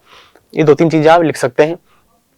इसके अलावा आपके आती है तीसरे नंबर पे स्कोलियोसिस। ठीक है, क्या आता है आपका स्कोलियोसिस। स्कोलियोसिस क्या चीज है, देखो डायग्राम से समझते हैं सीधा। ये देखो इसके अंदर नॉर्मल स्पाइन इस तरह से सीधा, लेकिन इसमें एस शेप बन रहा है, एस के समान। ठीक है, ये इस तरह से बनता है। ये अगर आपकी हो रही है तो आपको ये कहलाता है आपका स्कोलियोसिस। जैसे इसके अंदर तीनों बताया गया, हेल्दी तो हो गया सीधा इस तरह से, कायाफोसिस में हो गया आपका इस तरह से कुबड़ापन, लॉर्डोसिस के अंदर आपका हो गया इधर से अंदर चला गया पेट की तरफ से, स्कोलियोसिस में आपका हो गया एस शेप बन रही। ठीक है, क्या बन रही है आपकी, एस शेप बन रही। तो इसको ठीक करने के लिए आपके लिए क्या क्या एक्सरसाइज हो सकती है, देखो क्या है, अल्टरनेट टो टच, जिस तरह से होता है एक बार इधर एक बार इधर, अल्टरनेट टो टच हो रहा है आपका, एटलीस्ट 10 टाइम्स होना चाहिए। ठीक है, या फिर आपका होगा चिनअप्स। चिनअप्स क्या चीज है, देखो ये तो होता है पुलअप्स और ये होता है आपका चिनअप्स। ठीक है, इतना सा फर्क है पुलअप्स और चिनअप्स के अंदर। तो आप ये लगाएंगे तो आपको स्कोलियोसिस में बेनिफिशियल होगा। ठीक है, या फिर आप और चीज लिखना चाहें अगर तो आप लिख सकते हैं, हाँ, bending exercise should be done on the opposite side of the C shaped curve, बिल्कुल ठीक है। Hold the horizontal bar and hands let your body long for some time. क्या है, देखो हैंग, लॉन्ग की जगह hang for some time. Horizontal bar पर आप लटके रहें। ठीक है, बहुत देर तक लटके रहें, अपने आप जो आपका जो एस बना हुआ है धीरे धीरे उस पर प्रेशर पड़ेगा, सही होने लगेगी। ठीक है, फिर आता है आपका hold the horizontal bar with your hands and swing your body to the left and right sides. जैसे आपने हॉरिजॉन्टल बार को पकड़ा, ठीक है, इस तरह से आप बॉडी मूव कर रहे हैं। ठीक है, बॉडी मूव कर रहे हैं, आपका जो शेप है वो धीरे धीरे सेट होने लगेगा। ठीक है, फिर आता है आपका swim by using breast stroke training. Swimming करें ब्रेस्ट स्ट्रोक ट्रेनिंग से, टेक्निक से। ठीक है, स्विमिंग की एक टेक्निक होती है ब्रेस्ट स्ट्रोक करके, बटरफ्लाई होगी, ब्रेस्ट स्ट्रोक हो गई, 2-3 टाइप की होती है, काफी टाइम की होती है। तो आपको ब्रेस्ट स्ट्रोक से आपको टेक्निक याद रखनी है। बाकी आपको जो एक्सरसाइज बताई थी उसके अंदर क्या बताई थी, चिनअप्स हो गया। ठीक है, ये आप रेमेडीज लिख सकते हैं। उसके अलावा जो था आपका चिनअप्स के अलावा अल्टरनेट टो टच, ये आप 2 चीज तो बिल्कुल मेंशन करें। उसके अलावा 2-3 चीजें अपन ने इसमें से देख ली। ये आपके स्पाइनल कर्वेचर है। क्वेश्चन आपका 2 नंबर का बन सकता है। 4 नंबर का किस तरह से बनता है आप मान के चलें। 4 नंबर का कैसे, सेक्शन डी में जो आपका आता है केस स्टडी टाइप, आपको डायग्राम दे दिया जाएगा। ठीक है, आपको पहचानना है कि पहले डायग्राम में कौन सी डिफॉर्मिटीज है, इसको ठीक कर, सेकंड डायग्राम में जो दे रखा है डिफॉर्मिटीज, उसको ठीक करने के क्या क्या आप आसन दे सकते हैं, आपको वो लिखने होते हैं। 4 क्वेश्चन पूछे होते हैं, डायग्राम दे सकता है, तो आपको कुछ टाइप का क्वेश्चन बन सकता है। ठीक है, फिर आपका आता है नेक्स्ट जो आपकी डिफॉर्मिटीज आती है होती है शोल्डर में। शोल्डर में कौन सी है, राउंड शोल्डर। एक ही डिफॉर्मिटी है राउंड शोल्डर। क्या होती है, देखो सबसे पहले अपन देख लेते हैं। ये रही, नॉर्मल आदमी इस तरह से खड़ा हुआ है, राउंड शोल्डर में आपके कंधे झुक जाते हैं इस तरह से, इस तरह से। ठीक है, वो कैसे होता है, या तो आप बिल्कुल आलसी हैं, ठीक है, आपके अंदर कंधों में आपके मसल्स में ताकत नहीं है, वो वीक है। ठीक है, तो इसको ठीक करने के लिए पहले देख लें उस्तरासन। उस्तरासन किस तरह से, उस तरह के आकार का ही बना हुआ है। पुलअप्स, जैसा मैंने आपको डिफरेंट बताया था, चिनअप्स और पुलअप्स के अंदर आपके शोल्डर में बार बार इफेक्ट पड़ेगा इस तरह से। ठीक है, फिर आता है आपका चक्रासन। चक्रासन में आपके जो शोल्डर हैं ये आप में बिल्कुल बेंड होंगे, शेप में आने लगेगा शोल्डर। ठीक है, इसके आप मान के चलें कि कॉजेस क्या क्या हो सकते हैं। कॉजेस क्या क्या हो गया, राउंड शोल्डर्स में बी ड्यू टू हेरिडिटी, या सब में ऐड कर सकते हैं, काइफोसिस में ऐड कर दो, किसी में भी ऐड कर दो, कोई दिक्कत नहीं। ठीक है, फिर आता है आपका wearing very tight clothes can lead to round shoulders. बिल्कुल सही बात है, तंग कपड़े अगर आप पहनेंगे तो आपको तकलीफ दे रहे हैं, ठीक है, उससे आपका राउंड शोल्डर हो सकता है। दूसरा, जो मोल न्यूट्रिशन जो मैंने कहा था, आपकी न्यूट्रिशन कम है, आपके मसल्स वीक हैं, उसकी वजह से आपको राउंड शोल्डर हो सकता है। या फिर sitting on improper furniture can cause round shoulders. Sitting on improper यानी आप खराब सीट पे बैठे हुए हैं, ठीक है, आपको तकलीफ हो रही है बैठने में, तो आपका राउंड शोल्डर का कॉज हो सकता है। Lack of proper exercise especially of shoulders may also lead to round shoulders. Improper exercise आप सब में ऐड करेंगे कोजेस के अंदर। हेरिडिटी हो गया, मोल न्यूट्रिशन हो गया, इंटेंसिव एक्सरसाइज हो गया, गलत एक्सरसाइज हो गया, सब में ऐड कर सकते हैं, कोई दिक्कत नहीं है। तो ये चीज याद रखनी है। कोजेस रेमेडीज में आपके ये 2-3 आसन हो गए, ठीक है, उस्तरासन हो गया, चक्रासन हो गया, पुलअप्स हो गया, ये याद रखने। फिर भी प्रिकॉशंस की बात करें, डोंट सिट, वॉक और stand in the bent position. सही बात है, आप चलना बैठना सही पोजीशन में होना चाहिए आपका, ठीक है। अवॉइड टाइट फिटिंग क्लोथ्स, बिल्कुल ठीक है। Avoid sitting on uncomfortable furniture, normal सी बातें, बेसिक चीजें हैं, इसको आप सब में ऐड कर सकते हैं। रेमेडीज आपकी आती है जो हमने 3 जो आसन पढ़े, ठीक है। पहला क्या था आपका उस्तरासन, चक्रासन, ये सब चीजें पढ़ी अपन ने। पुलअप्स हो गया। Keep your tips on fingers on your shoulders and rotate your elbows. किस तरह से, ये हो गया आपका टिप, इस तरह से आप रोटेट कर सकते हैं, राउंड शोल्डर को ठीक कर सकते हैं, रोटेट कर सकते हैं, ठीक है। फिर आपका आता है क्लॉकवाइज हो गया, एंटी क्लॉकवाइज, पहले यूं फिर आगे, इस तरह से, ठीक है। Hold the horizontal bar for some time, horizontal bar को लटके रहें, इस पे आपके प्रेशर पड़ेगा मसल्स पे, ठीक है। फिर आ गया perform chakrasana and dhanurasana regularly, ठीक है, वो ध्यान रखना है। उसके बाद आपका आता है राउंड शोल्डर, इतना ही था, ज़्यादा नहीं। फिर आपके आते हैं लेग्स के जो डिफॉर्मिटीज हैं, क्या क्या है। सबसे नंबर 1 पे आता है आपका नोकनी। नोकनी में आप एक बात याद रखेंगे, इसका जो साइंटिफिक नाम है, ठीक है, वो क्या है, जेनु वेलगम, क्या आपको याद रखना है। आपको 1 नंबर में क्वेश्चन पूछा जा सकता है, कई बार पूछा भी गया है, ठीक है, ये याद रखना है। Knock knee is also known as genu valgum, is a condition where the knees angle inward and touch each other when the legs are straight. कैसे, डायग्राम समझते हैं। ये आपका नोकनी है, नॉर्मल लेग आपके इस तरह से हो गए, नोकनी में आपके इस तरह से लेग टच कर रहे हैं, नी टच कर रहे हैं यहाँ पर, ठीक है, आपस में टच कर रहे हैं, भद्दा भी लगता है, कमजोर भी लगता है, ठीक है। तो इसके आपके कोजेस क्या क्या हो सकते हैं वो देख लेते हैं। कोजेस हो गए आपके generally the lack of balance diet, बिल्कुल मैंने आपसे वही कहा, लैक ऑफ बैलेंस डाइट हो गया, ठीक है, इम्प्रॉपर एक्सरसाइज हो गया, हेवी लोड आपने उठाया, ठीक है, या फिर आप मान के चलें कि आपने छोटे बच्चों को जल्दी आपने चलाने की कोशिश करी, चलवाने की कोशिश करी, ज्यादा आप उनके ऊपर आपने वजन ला देने की कोशिश करी, तो उनके नोकनी हो सकता है, ठीक है। Vitamin D, calcium, phosphorus is the main cause of knock knees especially, ठीक है। इम्बैलेंस डाइट में क्या हो गया, विटामिन डी की कमी है, कैल्शियम की कमी है, फॉस्फोरस की कमी है, तो हड्डियों की आप स्पाइनल डिफॉर्मिटीज के अंदर आप इस तरह की चीजें लिख सकते हैं। स्पाइनल हो गया, लेग्स की हो गया, चीजें आप सब में ऐड कर सकते हैं, ठीक है। फिर आपका आता है ओबेसिटी, सबसे ज्यादा मान के चलें अगर नोकनी आपके हैं किसी के इंसान के, तो वो ओबेसिटी का शिकार है, मतलब मोटापे का शिकार जरूर है, या फिर जरूरी नहीं कि मोटा ही हो, ज्यादातर मोटे लोगों के लिए ये देखा जाता है कि नोकनी उनको हो रहा है, ठीक है। फिर अपन देखते हैं इसको ठीक कैसे किया जाता है। हॉर्स राइडिंग करने से इसको ठीक किया जा सकता है, ठीक है। या फिर गोमुखासन में क्या है, पैर इस तरह से होते हैं आपस में यूं, ठीक है, आपस में इस तरह से हो रखे हैं पैर, तो उससे हाथों का कोई रोल नहीं ज्यादा, लेकिन पैरों का जो रोल है गोमुखासन में, इसको बोलते हैं काउ फेस पोज, ठीक है। उससे आप अपना नोकनी ठीक कर सकते हैं। या फिर रेमेडीज में और बात करें अगर इसके अंदर अपन पहले अपन प्रिकॉशन की बात करें तो अपन देख सकते हैं balance diet should be taken हो गया, ठीक है। Baby should not be force to encourage to walk and at an early age, बच्चों को जल्दी एज में नहीं चलाना चाहिए, ठीक है। रेमेडीज में क्या हो गया, हॉर्स राइडिंग हो गया, ठीक है। Perform padmasana and Gomukhasana regularly, ठीक है, ये हो गया। Code liver oil may be beneficial, आप अगर कोड लिवर ऑयल तेल की मालिश करेंगे अगर इससे तो आपको बेनिफिशियल होगा। Keep a pillow between the knees and stand erect for some time every day, क्या होगा, सोते वक्त अपने दोनों पैरों के बीच में पिल्लो लगा के सोएं, ठीक है, ताकि वो आपस में नहीं मिले। यूज ऑफ वॉकिंग कैलिपर्स में ऑल्सो भी बेनिफिशियल, ये रेमेडीज हैं आपकी, पढ़ने की चीजें, याद रखने की चीज है, क्या एक बार तो पढ़ेंगे सही तब जाके याद रहेगा। फिर आपका आता है बोलेक को क्या कहेंगे, जेनुवेरम, बिल्कुल याद रखने, इंपॉर्टेंट है, ठीक है, स्टार लगा दो भले, इंपॉर्टेंट चीजें हैं। जेनुवरम हो गया, जेनुवेलगम हो गया, दोनों के नाम याद रखने हैं आपको, ठीक है। अब ये क्या चीज होती है, बोलेग इस तरह से, नॉर्मल आपका इस तरह से हो गया, नोकनी में आपका इस तरह से टच होता है आपस में, बोलेग में क्या हो गया आपका इस तरह से बन रहा है, मतलब इस तरह से बन रहा है, ठीक है, समझ आई बात। इस तरह से आपका पैर बन रहा है, ये आपका नोकनी और बोलेग में अंतर हो गया, नोकनी में इस तरह से आपके अड़ रहे हैं, इसमें अलग जा रहे हैं, ठीक है, ये आपका नोकनी और बोलेग है।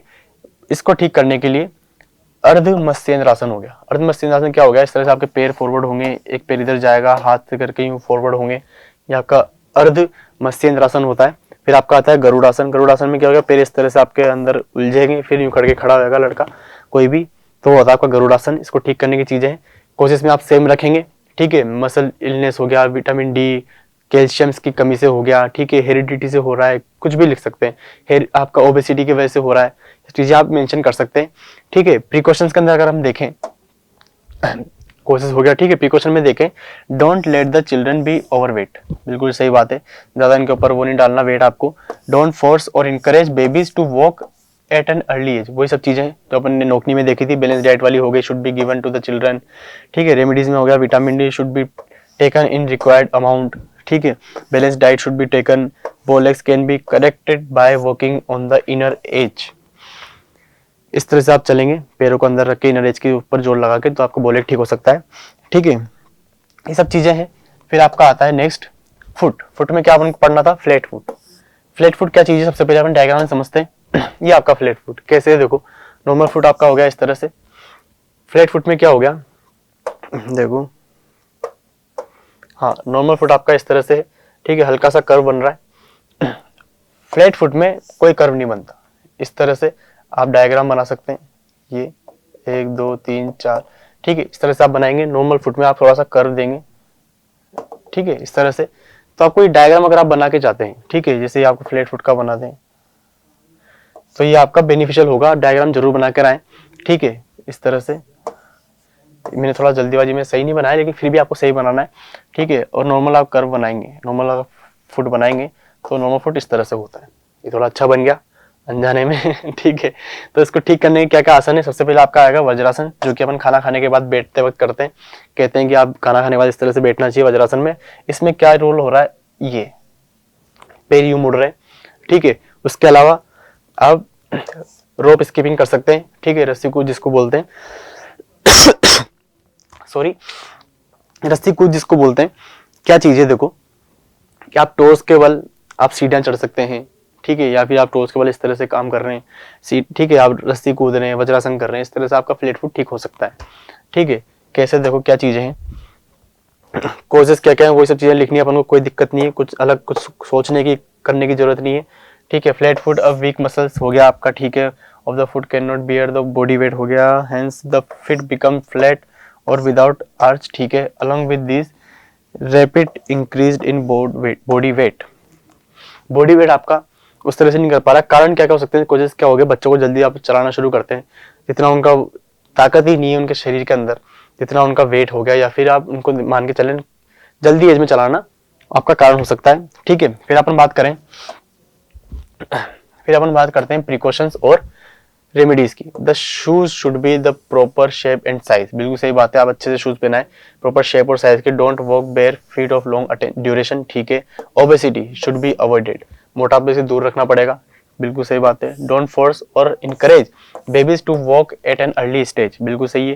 Children in early childhood should avoided carrying heavy weight, ज्यादा भारी वेज नहीं डालना उनके ऊपर, ठीक है, वो सब चीजें आपको ध्यान रखनी। High heel shoes should be avoided, high heels पहनेंगे तो आप सोचें कि इससे ठीक होगा, नहीं, इससे और तकलीफ होगी आपके फ्लैट फुट के अंदर, ठीक है। रेमेडीज क्या क्या है, walking on heels,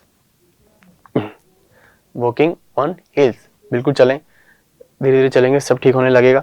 walking on inner and outer side of feet, बिल्कुल ठीक है। वॉकिंग ऑन टोज, बिल्कुल सही। Standing up and down on the heels, jumping on toes for some time, skip rope, perform vajrasana and yogic asana, सारी चीजें हैं, बिल्कुल आप अपने से हिसाब से कर सकते हैं। सब जानते हैं कि हाँ टो के बल अगर सीढ़ियां चढ़ेंगे, रोप स्किप करेंगे, तो वो सब चीजें आपके आराम से बेनिफिशियल होगी फ्लैट फुट को ठीक करने के लिए। फिर आपका आता है वुमेन्स पार्टिसिपेशन इन स्पोर्ट्स। क्या चीज है, देखो बिल्कुल थ्योरेटिकल है, ठीक है, फिजिकल, साइकोलॉजिकल, सोशल। कि फिजिकल उनको क्या बेनिफिट होते हैं, किसी वुमेन को अगर अपन स्पोर्ट में पार्टिसिपेशन करवाते हैं या खुद करती हैं वो अगर, तो फिजिकल फिट बेनिफिट तो सबको ही मिलते हैं, ठीक है। आप मान के चलें कि आपसे नाम लिख दिया वुमेन्स पार्टिसिपेशन, लेकिन ये बेनिफिट जो है ना ये सबको मिलते हैं, चाहे वुमेन्स हो चाहे मेंस हो। लेकिन वुमेन की बात क्यों करी जा रही है, लेकिन वुमेन्स की स्थिति जो है ना समाज के अंदर कई जगह, तो चलो बहुत कुछ बदल चुका है, लेकिन फिर भी कई जगह वही हालात रहे हैं कहीं टाइम पे कि साइकोलॉजिकली सोशली उनको थोड़ा सा पीछे या दबाया गया है कि भाई नहीं तुम ये सब काम नहीं कर सकती। लेकिन आजकल बिल्कुल ऐसा नहीं है, बहुत अच्छी चीज़ है कि बदलाव आया है अपने समाज के अंदर, ठीक है, सोसाइटी में, कि फिजिकल तो उनको बेनिफिट होता ही है जो थ्योरेटिकल है पूरा। क्या क्या बोल सकते, there are number of physical benefits of sport participation for women, various research study, ये सब चीज़ बोला गया है कि क्या क्या चीज़ें होती हैं उनको, कि ब्लड प्रेशर भी उनका अच्छा हो जाता है, डायबिटीज़ में ठीक हो जाती है, ठीक है, chronic illness later in life such as heart disease उनकी हट जाती है, या फिर आप मान के चलें कि कोलन यानी आपकी आंतें, ठीक है, and breast cancer due to stronger immune system का बढ़ जाता है। ये सब चीज़ें उनको फिजिकली बेनिफिट होता है, ठीक है। नेक्स्ट अपन चलते हैं साइकोलॉजिकली। आप मान के चलें कि वैसे तो मेंटली वो अपन से ज़्यादा स्ट्रोंग होती है ठीक है, क्योंकि अपन आइडिया भी नहीं लगा सकते कि उनको क्या क्या चीज़ें फेस करनी होती, लेकिन फिर भी वो कर रही तो उनका, लेकिन उनको बेनिफिशियल क्या है कि वो स्ट्रेस उनका हटता है, ठीक है, they have higher self esteem, ठीक है, उनका बेटर सेल्फ इमेज बनती है, उनकी they tend to have more self confidence, उनका कॉन्फिडेंस लेवल बढ़ता है, ठीक है। फिर आप मान के चलें feel mentally and emotionally stronger बनती है। कैसे बन रही, सब जानते हैं कि गेम में अगर कोई इंसान, कोई लड़की, कोई फीमेल अगर एथलीट अगर वो पार्टिसिपेशन कर रही है, वो ट्रेनिंग कर रही है, वो टूर्नामेंट खेल रही है, जीत रही है, ठीक है, या फिर वो जो मैंने कहा था पहले भी आपसे कि वो कोई भी फीमेल हो या मेल हो, अगर वो जीत रहा है, हार रहा है, वो स्ट्रेस से डील करना उसको आ रहा है, वो आप मान के चलें कि एंजाइटी से डील कर रहा है, वो हार को एक्सेप्ट कर रहा है, फिर कम बैक कर रहा है, तो इमोशनली साइकोलॉजिकली उसका जो बेनिफिशियल है वो सबको मिलता है, ठीक है। ये हो गया। फिर आपका आता है सोशली बेनिफिट्स। क्या क्या है सोशल बेनिफिट्स, क्या क्या है? Women who participate in sports and games are more specially well adjust in society than women who do not participate. By participation in sports, women get opportunities to learn teamwork and sense of belonging. Team work वो देखती हैं आपस में कि भाई किस तरह से हेल्प की जाती है, ठीक है, किस तरह सपोर्ट किया जाता है, सामने वाले को भी रिस्पेक्ट की जाती है, तो सोशली उसका जो डेवलपमेंट हो रहा है, जो कि वो दबी दबी से रखा गया था उसको शुरू से, जो कि नहीं होता है फिर बाद में, ठीक है, वो सब चीज़ें इसमें देखने को मिलती है। ये चीज़ें थ्योरेटिकल है, ज़्यादा कुछ समझने की बात नहीं है, बेसिक चीज़ें हैं, आप रीड करेंगे अपने आप समझ में आएगा, ठीक है। ये आपका स्पेशल आप मान के चलें कि वुमेन पार्टिसिपेशन था, ठीक है, थ्योरेटिकल टॉपिक था पूरा। फिर आपका आता है स्पेशल कंसिडरेशन, मेनार्क, जो कि दो टाइप का होता है, मेनार्क एंड मेंस्ट्रुअल डिसफंक्शन। क्या चीज़ है देखो, मेनार्क एंड मेंस्ट्रुअल डिसफंक्शन क्या चीज़ है कि मेनार्क आप मान के चलें कि कोई लड़की, कोई फीमेल एथलीट, कोई फीमेल जो स्पोर्ट में पार्टिसिपेशन कर रही है, ठीक है, उनका उसका 2 महीने बाद अगर कि टूर्नामेंट है, कोई मैच है, लेकिन अगर पता चले कि एग्जाम या मैच के पहले, मैच के हफ्ते भर पहले उनको पीरियड्स आ गए, ठीक है, पीरियड्स हुए, तो आप मान के चलें कि जो उनकी जो परफॉर्मेंस है वो डिक्रीज होगी, मेंटली थोड़ा सा उनका चेंज होगा कि यार मूड स्विंग्स वगैरह सब चीज़ें होती हैं, वो चीज़ें देखने को मिलती है। तो उसको स्पेशल कंसिडरेशन किया गया है, जो कि फिजियोलॉजिकली डिफरेंस अपन को देखा जाता है मेल और फीमेल्स को। मेल को कोई दिक्कत नहीं है, 2 महीने बाद आपका टूर्नामेंट है, ऐसी कोई चीज़ें फिजियोलॉजिकली उनको कोई सामने ही नहीं आती, उनके चैलेंजेस कि भाई क्या आपको तकलीफ हो रही है, कुछ तकलीफ नहीं है, ठीक है, खुद ही आलस कर जाता है, वो अलग बात है। लेकिन महिलाओं के साथ अगर इस चीज़ के चैलेंज आ रहे हैं, ठीक है, फिर भी वो उससे किस तरह से वो डील करती हैं, किस तरह से वो फिर भी परफॉर्म कर रही हैं और अच्छा कर रही हैं, ठीक है, तो वो हेड्स ऑफ है उनको, ठीक है। तो वही सब चीज़ें बताई गई है कि स्पेशल कंसिडरेशन इस तरह से रखा गया है, इसी वजह से रखा गया है कि वो चैलेंजेस के बावजूद वो अच्छा कर रही हैं। तो क्या क्या चीज़ें हैं, सबसे पहले पढ़ेंगे मेनार्क। मेनार्क क्या है कि बेसिकली अगर नेचुरल अगर अपन देखें कि 9 to 16 की एज में, 9 to 12 हो गया, 14 की एज में हो गया, अगर आपके जैसे इसमें बोला है 8 और 9 से, और एज लेट एज ड्यूरिंग 16। क्या चीज़ें देखो, पहली जो आपकी पीरियड्स हो गए, पहली जो ब्लीडिंग हो गई, वो अगर आपकी लेट हो रही है सॉरी, वो अगर आपकी लेट हो रही है, जैसे हो गया, बेसिकली क्या होता है 8-9 साल की एज से 16 साल की एज तक, या फिर कॉमन जो एज मानी गई है 12 साल मानी गई है, ठीक है, कि इसमें आपको पहली पीरियड आपको देखने को मिलती है। लेकिन अगर आप कुछ इंटेंस वर्कआउट कर रहे हैं, आप फीमेल या स्पोर्ट्स के फील्ड के अंदर हैं, ठीक है, तो अगर आपका ये चीज डिले हो रही है, या तो जल्दी हो रही है, या तो 8-9 साल की एज के अंदर हो जा रही है, या फिर आपकी 16 साल तक पहुंच गई, आपकी पहली ब्लीडिंग नहीं हुई, या पहला पीरियड नहीं आया आपका, वही कहलाता है आपका मेनार्क। इतनी चीज है, ठीक है। Special care should be taken by sports women because of the problem associated with their physiology. बिल्कुल ठीक बात है, फिजियोलॉजिकली उनके थोड़ा चेंजेस होता है, ठीक है, जो कि मेल में बिल्कुल भी नहीं है। तो वो सब चीजें हैं। पहली ब्लीडिंग आपकी डिले हो रही है, अभी जल्दी आ रही है, वो चीज आपका कहलाता है मेनार्क, ठीक है। फिर आपका आता है मेंस्ट्रुअल डिसफंक्शन। क्या आता है मेंस्ट्रुअल डिसफंक्शन? क्या चीज है देखो, ये है डिसऑर्डर और इरेगुलरली इन वुमेन मेंस्ट्रुअल साइकिल। साइकिल क्या चीज है? हर महीने इनको जो पीरियड्स होते हैं फीमेल्स के अंदर, इनकी फिजियोलॉजिकली जो थोड़ा सा डिफरेंस है, उसकी वजह से जो उनकी साइकिल है, आप मान के चलें कि क्या उसकी जो साइकिल कितने डेज की होती है, 21 to 35 है। यहाँ पे 25 नहीं है, 35 आएगा यहाँ पे।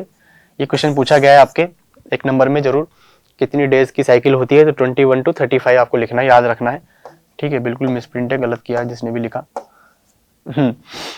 21 to 35 डेज की होती है। उसके अंदर अगर डिले हो रहा है, ठीक है, आप मान के चलें कि 1 महीने की स्किप ही हो गए, ठीक है, तो वो किसको होता है? अगर कोई इंटेंसिव वर्कआउट कर रहा है, कोई महिलाएं कर रही है अगर, तो उनको होता है इरेगुलर साइकिल हो गया, ठीक है।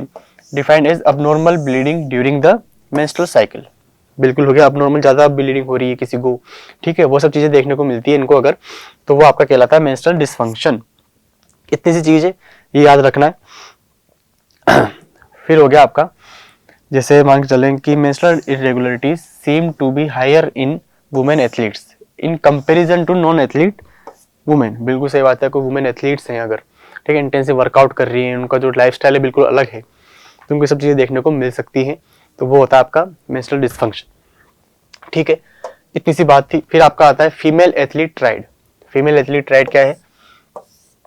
ये हो गया 3 चीजों से मिलकर बना है। अगर क्वेश्चन आपका आता है फीमेल एथलीट ट्राइड का, इस तरह से ही आपको ट्रायंगल बनाना है, बिल्कुल ठीक है, बीच में लिखना है फीमेल एथलीट ट्राइड, लिख दिया अपन ने, ठीक है। इसको अपन वाइट में कर देते हैं, इजीली सब कलर में आ जाएगा। 3 चीजों से मिलकर बनता है, किस किस से? देखो, लो बोन डेंसिटी, इसको बोलते हैं ऑस्टियोपोरोसिस, ठीक है। क्या होता है बात करते हुए चलेंगे। सेकंड नंबर पे आता है आपका एमेनोरिया। क्या चीज है? इरेगुलर पीरियड्स, वही बात करेंगे। एमेनोरिया क्या चीज है, ठीक है। Not eating enough restricted eating disorder. Eating disorder 3 चीज से मिलकर बना है, ऑस्टियोपोरोसिस, ईटिंग डिसऑर्डर और एमेनोरिया, ठीक है। बात करते हुए चलते हैं क्या क्या चीजें हैं आपकी। सबसे नंबर पे आता है आपको सिम्टम्स क्या क्या है, ठीक है, वो देख लेते हैं पहले। सिम्टम्स ऑफ ट्राइड में include fatigue, frequent injuries, loss endurance. क्या आपका इंड्योरेंस कम हो रहा है, आपकी इंजरीज ज्यादा हो रही है, ठीक है, आपकी स्ट्रेंथ कम होती जा रही है, तो आप देखेंगे कुछ तो गड़बड़ हुई है। क्या हुई है? देखो, सबसे पहले आता है आपका ऑस्टियोपोरोसिस। ऑस्टियोपोरोसिस क्या चीज है? आप देखें कि बोन्स मिनरल डेंसिटी, ठीक है, इसको याद रखेंगे बीएमडी से, बीएमडी, बोन्स मिनरल डेंसिटी, वो आपकी वीक हो जाती है। Osteoporosis refers to decreased bone mineral density, जो मैंने कहा, ठीक है। It is a skeletal disorder, ठीक है, आपकी हड्डियां कमजोर हो रही, ठीक है, आपको कैल्शियम की कमी हो रही है, आपके इम्प्रॉपर डाइट की वजह से हो सकता है, किसकी वजह से भी हो सकता है। अगर वो कम हो रही है, आपकी इंजरी ज्यादा होगी, फ्रैक्चर हो सकते हैं, आपके स्ट्रेन हो सकता है, स्प्रेन हो सकता है, या फिर आप उनकी जो पावर है, ठीक है, वो कम हो सकती है। पुअर न्यूट्रिशन की वजह से हो सकता है, ठीक है, स्पेशली लो कैल्शियम की वजह से हो सकता है, ठीक है। फिर आप मान के चलें कि intake can lead osteoporosis. It is one of the significant tried of female athlete, बिल्कुल ठीक है। क्या होगा? जैसा कि कहा, insufficient calcium in the diet हो गया। फिर आता है आपका एमेनोरिया और ईटिंग डिसऑर्डर। एमेनोरिया की बात करते हैं। एमेनोरिया क्या चीज है? हाँ, insufficient calcium in the diet तो अपन ने पढ़ ही लिया, देख ही लिया, ठीक है। एमेनोरिया की बात करते हैं कि क्या होता है एमेनोरिया, वही जो अपन ने इसके पहले पढ़ा कि मेंस्ट्रुअल डिसफंक्शन क्या होता है, तो वही 2 पार्ट में डिवाइड किया गया है, प्राइमरी एमेनोरिया और सेकेंडरी एमेनोरिया। प्राइमरी में क्या चीज है? वही मेनार्क वाला सीन है कि पहली जो आपकी जो ब्लीडिंग है वो अगर डिले हो रही है, तो मेनार्क जो आपका आता है वो किसमें होता है? प्राइमरी एमेनोरिया में। लेकिन अगर आपके साइकिल के जो डेज हैं वो डिले हो रहे हैं, तो वो आपका आता है सेकेंडरी एमेनोरिया में। इतनी चीज है, कुछ भी नहीं है, वही जो कहा है, जैसे 18 years and above other never began menstruating or there is an absence of menstruation menstruation for 3 months or more than that in women with history of normal menstrual cycle। क्या है देखो कि अगर आपका 1 महीना आपका स्किप हो जाता है, ठीक है, आपकी साइकिल नहीं आई वापस, फिर दूसरा महीना हो गया, तो वो आपका किस में कहलाता है? एमेनोरिया में। कि आपकी जो साइकिल पूरी तरह से बिगड़ चुकी है, हार्मोनल आपके चेंजेस हो चुके हैं, इम्बेलेंस हो चुका है, ठीक है, तो आपका कहलाता है प्राइमरी और सेकेंडरी एमेनोरिया। जैसा इसमें कहा गया है, हार्मोनल चेंजेस हो गया, आपका इंटेंसिव एक्सरसाइज होगी, इनटेक ऑफ लेस कैलोरीज हो गई, ठीक है, ये सब चीजें आपकी किसमें आती है? एमेनोरिया के अंदर, ठीक है। फिर आपका आता है ईटिंग डिसऑर्डर। ईटिंग डिसऑर्डर आप मान के चलें कि 2 टाइप का है। पहला आपका आता है एनोरेक्सिया नर्वोसा, फिर आता है आपका बुलिमिया नर्वोसा, ठीक है। ईटिंग डिसऑर्डर क्या हो गया कि आप जिस तरह से खाना खा रहे हैं, ठीक है, वो अगर आपका सही तरह से नहीं खा रहे हैं, आपके तो कुछ मिथ्स की वजह से, आपने कुछ मिसकंसेप्शन हो रखा है आपके खाने को लेकर, तो आपका ईटिंग डिसऑर्डर के अंदर आता है। क्या है देखो, सबसे पहले एनोरेक्सिया क्या चीज है? एनोरेक्सिया नर्वोसा क्या हो गया कि किसी फीमेल एथलीट को आप मान के चलें कि आप बॉडी वेट जो उसका है वो आपको लॉस करना है, वेट लूज करना है, तो उसके लिए वो सिर्फ बार बार सोचती रहेंगी, ठीक है, ज्यादा सोचती है, ऑब्वियसली बात है, ठीक है, ज्यादा सोचती हैं तो क्या बार बार सोचती रहेंगी वेट लॉस करने को, तो वो खाना स्किप करने लग जाती हैं, ठीक है, कमजोरी से आने लग जाती हैं, तो आपका कहलाता है एनोरेक्सिया नर्वोसा।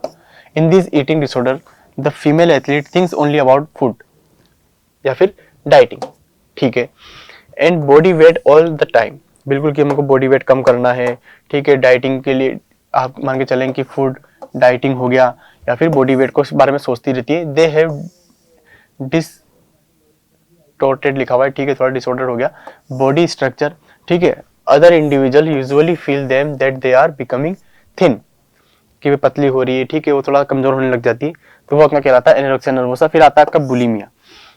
बुलिमिया थोड़ी इंटरेस्टेड चीज है। क्या है देखो कि आपके सामने किसी फीमेल एथलीट के सामने बर्गर रखा है, गोलगप्पे रखे, ठीक है, तो पिज्जा रखा हुआ है, कुछ भी, मोमोज मान लो, कुछ भी मान लो, लेकिन अगर वो उनको बॉडी वेट उनका जो लॉस करना है, उनको वेट लॉस करना है, अगर डाइटिंग पे हैं वो, किसी क्यों करना होता है, तो जैसे हो गया, आप मान के चलें कि आपके वेट कैटेगरी वाले जो गेम्स हो गए, आपके रेसलिंग हो गया, आपके वुशु, बॉक्सिंग, ठीक है, आप वो सारे होंगे, ताइक्वांडो हो गया, हर एक आपके वेट कैटेगरी वाले जो उसके अंदर होता है, गेम्स होते हैं, उसके अंदर आपको वेट लॉस करना भी पड़ता है कभी कभी, तो वो करने के लिए आपको, लेकिन अगर उनको वेट लॉस करना है, लेकिन सामने सैंडविच रखा है, बर्गर रखा है, ठीक है, मोमोज रखे हैं, पानी नहीं आना चाहिए मुंह में, लेकिन फिर भी सुन लो कि ये सब चीजें रखी हैं अगर, तो कि उनका मन चल रहा है खाने को, लेकिन उनको डाइटिंग करनी, फिर भी उन्होंने खा लिया, मन को शांत करने के लिए खा लिया, लेकिन अब उनको डाइटिंग याद आ गई कि डाइटिंग करनी थी, तो फिर क्या करेंगी, वो उसको खुद से ही मुंह में उंगली डाल के कैसे भी करके वो वोमिट के जरिए वापस निकाल देती, क्योंकि बहुत खराब चीज है, ठीक है, बिल्कुल साइकिल इनकी थोड़ी सी ढीली होती है दिमाग की, तो ये सब चीजें करती हैं, ठीक है, कि वो मन तो शांत हो गया, अब डाइटिंग पे ध्यान दे लेते हैं, तो वापस निकाल देते हैं, कोई दिक्कत नहीं, खा ले जितना खाना था, तो वो कहलाता है आपका बुलिमिया, ठीक है। It is also an eating disorder in which female athlete eats excessive amount of food and then vomits in the order not to gain weight. ये देखो आप, इसी चीजें भी कर रही है फीमेल एथलीट्स, हर कोई नहीं करता है, किसी के अगर तकलीफें हैं, ईटिंग डिसऑर्डर है उनको, तो उन्होंने ये सब चीजें करी हैं, इसलिए उनको ईटिंग डिसऑर्डर हुआ है, ठीक है। In this disorder an individual binges on food and feels a loss of control, बिल्कुल सही बात है, कंट्रोल खो देती है, ठीक है। Then to prevent weight gain tries to vomit the food, ठीक है। ये चीज है आपकी कि किस तरह से आप ईटिंग डिसऑर्डर हो रहा है, किन की वजह से हो रहा है, कि एनोरेक्सिया नर्वोसा की वजह से हो रहा है, बुलिमिया नर्वोसा की वजह से हो रहा है, ठीक है। या तो ज्यादा सोचते रहती हैं कि भाई किस तरह से वेट लॉस करना है, या फिर वोमिट के जरिए वापस निकाल देती है, ठीक है। ये सब आपके टॉपिक थे, जैसे हो गया आपके अपन ने ये सब पढ़े, यह आपका टॉपिक खत्म होता है, लेकिन अपन क्वेश्चन आंसर कुछ सोल्व करने की कोशिश करते हैं, किस तरह आपके 1 नंबर के क्वेश्चन बनते हैं। सबसे नंबर 1 पे आता है kyphosis is also known as, जो अपन ने बात करी थी, हंचबैक जिसको बोला जाता है, ठीक है, होलोबैक नहीं है, इसको लॉर्डोसिस बोलते हैं, हंचबैक ये इसका आंसर होगा, कर्वबैक वो तो बिल्कुल नहीं है, हंचबैक इसका आंसर है, ठीक है। फिर आपका आता है scoliosis is a postural deformity which is related with, scoliosis किससे रिलेटेड है, काइफोसिस, लॉर्डोसिस, स्कोलियोसिस किससे रिलेटेड है आपकी, काइफोसिस हो गया, लॉर्डोसिस हो गया, स्कोलियोसिस हो गया, जो कि स्पाइनल कर्वेचर के अंदर आती है, लेग से बिल्कुल नहीं है। फिर आपका आता है वर्टिब्रल कॉलम, जो कि हम देख चुके हैं, ठीक है, आपकी स्पाइन के अंदर देखा जाता है। फिर अपना नेक्स्ट क्वेश्चन पे चलते हैं अपन। Menarche is defined as the, menarche क्या चीज है? आपकी फर्स्ट ब्लीडिंग फर्स्ट पीरियड, ठीक है। इसमें क्या हो रहा है? Ending of menstrual period in women, बिल्कुल नहीं है। बिगिनिंग ऑफ मेंस्ट्रुअल, बिल्कुल यही आंसर है। टाइम ऑफ प्रेगनेंसी, बिल्कुल नहीं है। बिगिनिंग ऑफ प्रेगनेंसी, बिल्कुल नहीं है। बिगिनिंग ऑफ मेंस्ट्रुअल डिसफंक्शन या मेंस्ट्रुअल साइकिल, ये होता है आपका मेनार्क, ठीक है, हो गया। Normal menstrual cycle varies from, मैंने कहा था आपसे कि आपके क्वेश्चन पूछा हुआ है, क्या है देखो। 13 to 20 डेज, बिल्कुल नहीं है। 19 to 21 डेज, बिल्कुल नहीं है। 20-25, बिल्कुल नहीं है। 21 to 35 डेज है, जो कि मैंने कहा था, जो करेक्शन करवाया था। 21 to 35 डेज इसका आंसर है। फिर आपका जो क्वेश्चन है केस स्टडी बेस्ड क्वेश्चन है, जो कि आपके सेक्शन डी में पूछा जाता है। 4 इसके नीचे एक नंबर के क्वेश्चन पूछे होते हैं, जो इस टाइप से होता है। जो क्या है? Seema was facing the problem of kyphosis, ये आप ध्यान के मान के चलें कि काइफोसिस के ऊपर पूछा गया क्वेश्चन है, ठीक है, जो कि स्पाइनल कर्वेचर की डिफॉर्मिटीज है, ठीक है। Due to this she was under stress and tension, ठीक है। One day her physical education teacher came to know about her problem, ठीक है, हो गया। She advised her to some corrective exercise to get rid of the deformities kyphosis, ठीक है, चलो हो गया। ये चीज थी। इसके क्वेश्चन क्या बने हुए? Kyphosis is problem related two legs, बिल्कुल नहीं। स्पाइन, बिल्कुल आंसर सही है। ब्रेन नहीं है, शोल्डर नहीं है, हम जानते हैं स्पाइन के अंदर होती है, तो पूरा पढ़ने की जरूरत ही नहीं। काइफोसिस पढ़ा, इसके अकॉर्डिंग जो क्वेश्चन आए हुए हैं आप आराम से कर सकते हैं। फिर आपका आता है which of the following corrective asana should be done for kyphosis, बिल्कुल। तो आप कौन सा आसन से आप ठीक करते हैं? तो हमने देखे थे चक्रासन, ठीक है, आपका भुजंगासन, धनुरासन, वो सब आसन देखे थे। इसमें क्या है? सबसे नंबर पर आ रहा है धनुरासन, बिल्कुल सही है। सुखासन बिल्कुल नहीं। त्रिकोणासन नहीं है। पद्मासन नहीं, ठीक है, पद्मासन नहीं, ठीक है। नेक्स्ट चलते हैं अपने। Kyphosis is also known as, अपने पहले भी देखा था अभी थोड़ी देर पहले, हंचबैक कहा जाता है इसको। The thoracic kyphosis angle with age के साथ साथ डिक्रीज होता है, ठीक है। जैसे आपका ये एंगल है, इसके साथ साथ धीरे धीरे आप ऊपर होती जाएंगी, तो डिक्रीज हो रहा है आपका एंगल, ठीक है, वो याद रखना है, डिक्रीज हो रहा है, ठीक है, इंक्रीज बिल्कुल नहीं है। ये आपके क्वेश्चन बनेंगे इस टाइप के। फिर नेक्स्ट क्या क्या दिया हुआ है आपके, देखो। राउंड शोल्डर दिया हुआ है, menarche, female athlete triad, osteoporosis, anorexia nervosa. क्या चीज है? देखो, राउंड शोल्डर हो गया आपका, पोस्चुलर डिफॉर्मिटी हो गया, ठीक है। कहाँ जा रहा है? ये रहा। फर्स्ट का जाएगा ई पे, तो ये कंफर्म है कि फर्स्ट का आंसर होना है ई। जिसमें ई नहीं आ रहा है उसको आप हटा दो। इसमें नहीं आ रहा, ये हटा दो। इसमें भी नहीं है, इसमें भी नहीं, ये हटा दिया। आपका ऑप्शन बचते हैं 2, इनमें से होना है। तो मेनार्क क्या था आपका? देखो कि मेनार्क जो है आपकी जो फर्स्ट जो आपकी ब्लीडिंग है, जो आपके फर्स्ट जो मेंस्ट्रुअल जो आपकी ब्लीडिंग शुरू होती है, पीरियड्स जो आते हैं, उसके बारे में था। इसके अंदर क्या दे रखा है? ईटिंग डिसऑर्डर नहीं है, ठीक है, 3 फीमेल प्रॉब्लम्स नहीं है, डिक्रीज बोन मेंटल डेंसिटी नहीं है, ये रहा आपका। तो आपका सेकंड नंबर का जाएगा डी पे।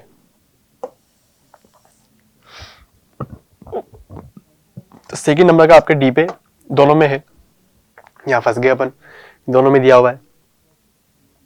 थर्ड नंबर का बी दे रखा है। थर्ड क्या आपका? फीमेल एथलीट्राइड, 3 फीमेल प्रॉब्लम्स, ठीक है, ये भी दे रखा है। तो दोनों का, तीनों का चीज सेम है इसके अंदर, ठीक है, तीनों सीन सेम है। फिर आपका दे रखा है 4 का ए, 4 का सी, 5 का इस तरह से याद रखना। 4 नंबर पे क्या है आपका? ऑस्टियोपोरोसिस। ऑस्टियोपोरोसिस क्या है आपका? डिक्रीज्ड बोन मटेरियल लिख रखा है, यहाँ पर आएगा मिनरल डेंसिटी। तो आपका फोर्थ आपका आएगा सी। आपका फिर हो गया एनोरेक्सिया, क्या हो गया आपका? नर्वोसा, ईटिंग डिसऑर्डर, ठीक है, थिंकिंग अबाउट ओनली फूड, ये आपका हो गया। 4 आपका हो गया सी। 4 आपका सी किसमें? ये। 5 हो गया डी। तो आपका आंसर हो गया 5। इस तरह से आप इस टाइप के क्वेश्चन करेंगे जो आपका बिल्कुल श्योर हो, जिसके लिए आप बिल्कुल श्योर हो, उसको आप देख लें कि किसमें नहीं है। तो जो नहीं है वो ऑटोमेटिकली कैंसिल हो जाता है, ठीक है। बाकी आपके 2 बचते हैं। तो इजी सा बिल्कुल था ये आपका। हमने देखी यूनिट सेकंड आपकी, बिल्कुल इजीली समझते हो। आई होप आपको समझ में आई होगी, ठीक है। बिल्कुल इंपॉर्टेंट है, अच्छे से आप क्वेश्चन कर सकते हैं। कोई सोचने वाली, कोई टिपिकल कुछ भी नहीं था इसके अंदर। तो नेक्स्ट अपन पढ़ेंगे वीडियो के अंदर अपन।